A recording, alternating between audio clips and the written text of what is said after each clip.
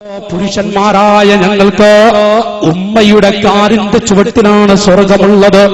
ഉമ്മയുടെ കാലിന്റെ ചുവട്ടിലാണ് സ്വർഗമുള്ളത്.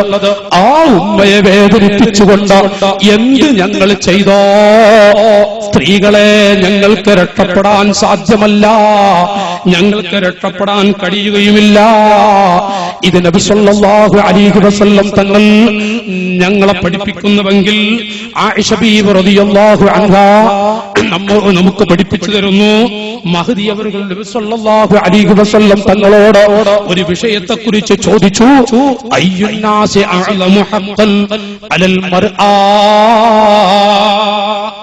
ഖാല സൗജുഹാ അയ്യുന്നാസി അഅലമു ഹഖ്ഖൻ അലർ റജുലി.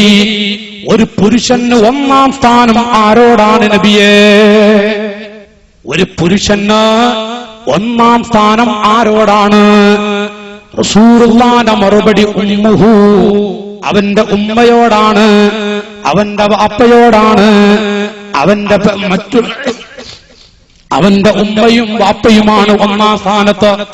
പണ്ഡിത മഹത്തുക്കൾ അത് വിശദീകരിക്കുന്നു. ആ സമയത്ത് സ്ത്രീകൾക്ക് ഒന്നാം സ്ഥാനമോ? അയ്യുന്നാസി അഅലമു ഹഖ്ഖൻ അലൽ മർആ ഖാല സൗജുഹാ. എന്റെ ശബ്ദം കേൾക്കുന്ന പുരുഷന്മാരെ, സാധുക്കളായ നമുക്ക് രക്ഷപ്പെടോ? നമ്മുടെ പ്രിയപ്പെട്ട മാതാവിന്റെ പൊരുത്തം വേണമെന്നല്ലേ പറഞ്ഞത്? അവരുടെ പൊരുത്തമില്ലാതെ ഭാര്യമാരെ എത്ര സന്തോഷിപ്പിച്ചാലും നമുക്ക് രക്ഷപ്പെടാൻ പറ്റില്ല. സ്ത്രീകൾക്ക് ഒന്നാം സ്ഥാനം അവരുടെ ഭർത്താവാണ്, രണ്ടാം സ്ഥാനമാണ് അവരുടെ ഉമ്മയും അവരുടെ വാപ്പയും.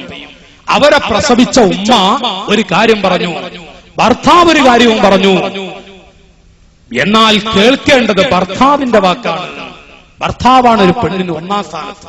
വിവരിച്ച് നമുക്കെല്ലാവർക്കും ഒന്നാം സ്ഥാനം ഉമ്മയാ.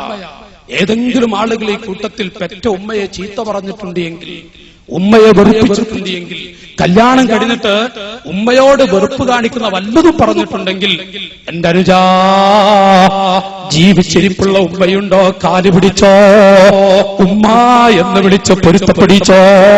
പള്ളിക്കാട്ടിൽ സുഖമായി കിടക്കാൻ, അല്ലെങ്കിൽ വിഷമമാണ്, പ്രയാസമാണ്, എന്തൊക്കെ ചെയ്തു പോയാലും പള്ളിക്കാട്ടിൽ കിടക്കുന്ന ചെറിയ വീട് അതാളിക്കത്തുന്ന തീകുണ്ടാരമായി മാറും.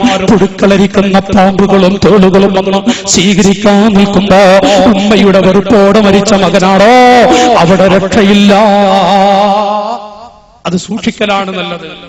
പുരുഷന്മാർക്ക് എല്ലാവർക്കും ഒന്നാം സ്ഥാനം ഉമ്മയാണ്.